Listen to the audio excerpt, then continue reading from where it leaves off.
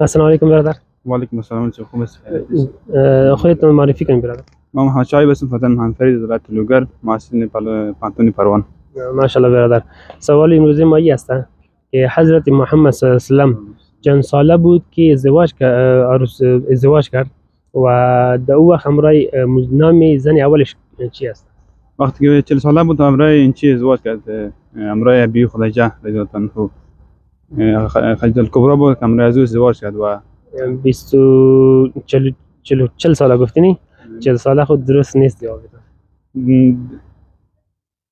خدیجه رضی الله عنها صحیح است. همراه خدیجه الکبرا رضی الله عنها 30 ساله بود این چی حضرت محمد صلی الله علیه و سلم ازدواج کرد. ما کی فکر بکن 22 سال.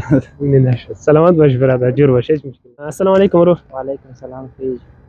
خپل ځان راته معرفي کړه. نوم مې عنایت الله دی، د پروان ولایت د کوهستافي ولسوالۍ اوسېدونکی د پروان ولایت د پوهنتون محصل یم.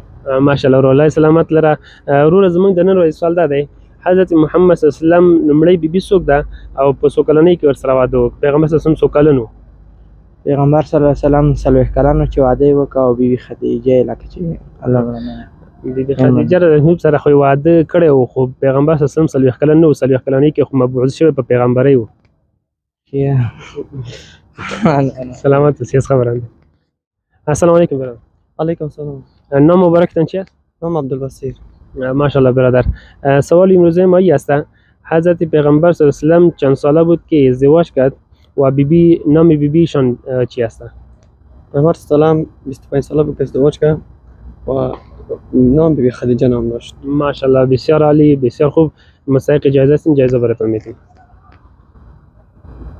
یه هم جایزه شما. تشکر خیلی.